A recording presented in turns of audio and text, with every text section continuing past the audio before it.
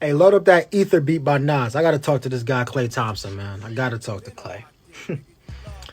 I definitely need in on this conversation with the Ja versus Klay because there's a lot of irrelevant things being said. And all this nonsense has honestly even overshadowed the great performance that Cam Spencer and Santi Aldama put in when they were torching and kicking the Mavericks' ass. But let's get down to the nitty-gritty. So Klay was in a few scrums all night. You know, he got into it with Santi Aldama, then Vince Williams, and then, you know, that led to an amazing flop by Vince Williams. And you got to applaud Klay for finally having a good game, but his numbers have been absolutely horrible this season. Ja, I guess, approached Klay after the game and told him that he is a bum now, which isn't too far off from the truth. Ja also put his finger in Klay Thompson's face, which, I'm not gonna lie, if I was Klay, I probably would have swung on Ja. Like, you could trash talk me, but don't disrespect me like that. Like, that's going a little bit too far. They were separated, and then Klay went in and did some post-game interviews, and he basically showed the world that Ja got under his skin. Like Klay Thompson once told LeBron James, I guess he just got his feelings hurt. Klay knows that he's playing like absolute cow manure, and Ja saying it rubbed him the wrong way. That's all that happened.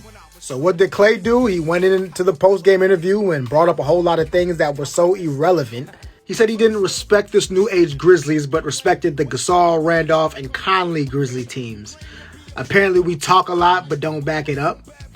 Klay did. We back it up when we knocked you guys out of the play-in in the pandemic. Sure, you beat us on your way to win your last championship, but we fired fatal shots too, Captain. He said Ja has no accountability and runs his mouth, and something about this being the story of his career. Like, huh? Like, he's hurt and he's sticking up for his teammates, which I commend him for because he could just not give a damn and just sit there and chill. And by the way, Klay, Ja backs up his trash talk on a nightly basis while we need to send an Amber Alert out just to find your game the last few years. And you said something about wanting more from Ja and wasted talent. Like, what are you, his father? Don't pretend like you give a damn about his career. Please don't do that. Klay also called Ja a quote-unquote funny guy.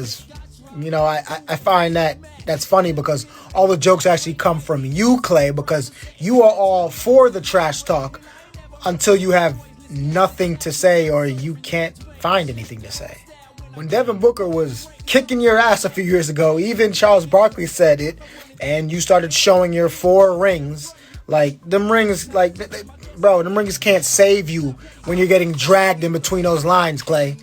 You did the same thing to Dylan Brooks one game when you sat out that game, but again, those rings couldn't save you from your team getting their ass kicked. Now, you did admit on Paul George's podcast you regretted that incident with D-Book and admitted you were in your feelings and Book was busting your ass, but we didn't need you to tell us that. And you also said that you were insecure, so I applaud you on that honesty, Klay. D-Book even said after the game he told Chris Haynes that I love Klay Thompson. So much respect for Book for saying that because he didn't have to do that.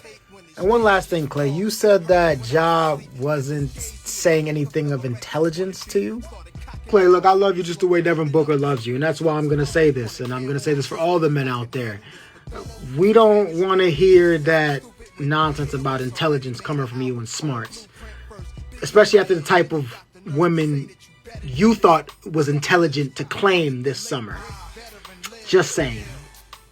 But anyway, this is about how Klay got his feelings hurt and he doesn't even like the Grizzlies, and as he shouldn't, so this is what happens. Look, I think Ja is sticking up for his team when he calls Klay a bum because after they won the championship a few years ago, the Warriors, Klay went into a presser and he called Jaren Jackson a bum. No need to get personal.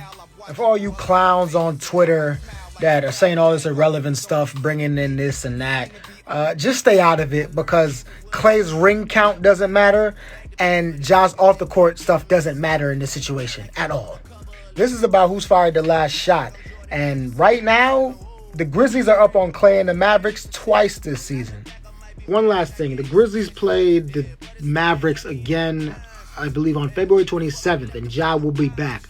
I think they should put the game on national TV because there's a little animosity there, and the league knows it. But Klay, if you are as disappointed in Ja as you say you are, you will be even more disappointed in yourself after what he does to you on this night. Because say what you want about Ja, but he is the ultimate competitor. He said it before. He doesn't like anyone that has eliminated him from the playoffs, and the players as well. So that's like the Jazz, the Warriors, Thunder, and the Lakers. I don't think I'm missing anybody else. Klay, you were on those Warriors teams, and you decided to take a shot at Ja's character? You better hope you are traded by then, my friend, because you are in for one hell of a show if you aren't, because Ja doesn't forget. He never forgets. Go Grizzlies.